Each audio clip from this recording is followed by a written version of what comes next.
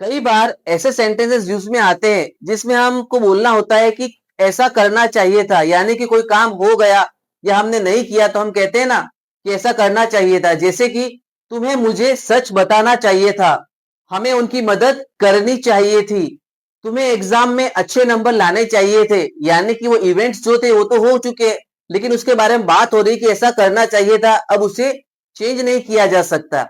तो ऐसे सेंटेंसेस को, ऐसे वाक्यों को इंग्लिश में किस तरीके से बनाते हैं, तो चलिए आज की क्लास में हम लोग सीखते हैं। तो आज का जो हमारा टॉपिक है, शुड हैव V3, यानी कि करना चाहिए था। जो घटना घट गई उसके बारे में हम बात करेंगे कि हमें ऐसा करना चाहिए था। इसका फॉर्मूला देख लेते हैं हम लोग। सब्जेक्ट, उसके बाद हम यूज करेंगे शुड हैव, शुड हैव के बाद में आ जाएगी वर्ब की थर्ड फॉर्म। अब यहां पर हमें ध्यान रखना है वर्ब की थर्ड फॉर्म का यूज करना है, क्योंकि यहां पर हम हैव का यूज कर रहे हैं। फिर लास्ट में आ जाएगा हमारा ऑब्जेक्ट। तो चलिए इसका एक प्रैक्टिकल सेंटेंस करके देखते हैं हम लोग। देखिए यहां पर एक सेंटेंस लिखा है, तुम्हें लेटर इंग्लिश में लिखना चाहिए था। अब किसी ने लेटर तो लिखा था, लेकिन उसने हो सकता है हिंदी में लिखा है, गुजराती में या किसी और लैंग्वेज में लिखा है। तो हम क्या कहते हैं, तुम्हें लेटर इंग्लिश में लिखना चाहिए था। तो चलिए सेंटेंस को बनाते हैं। सबसे पहले तुम्हें के लिए यूज करेंगे हम लोग यू शुड हैव। अब यहां पर देखो वर्ब है लिखना, तो लिखने की थर्ड फॉर्म होती है return. You should have return the letter.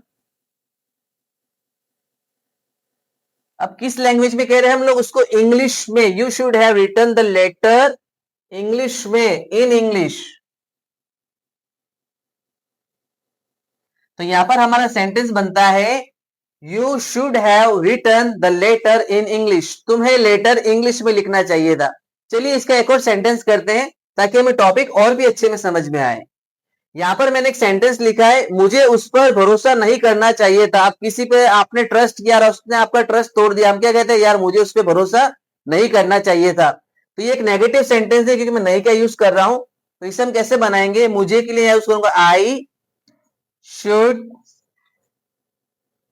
अब देखिए यहाँ पर नॉट यूज करूंगा मैं, I should not have, I should not have. अब नेगेटिव जब भी आपको सेंटेंस बनाना है तो आपको नॉट को यहाँ पर शुड के बाद में, हैव और शुड के बीच में यूज करना है। I should not have trusted, भरोसे के लिए यहाँ पे यूज करूंगा trusted him. I should not have trusted him, मुझे उस पर भरोसा नहीं करना चाहिए था। तो देखा कितना इजी है इंग्लिश के अंदर सेंटेंसेस को बनाना। तो आप भी इस रूल को सीखिए और शुड हैव के सेंटेंस डेली रूटीन में बनाइए।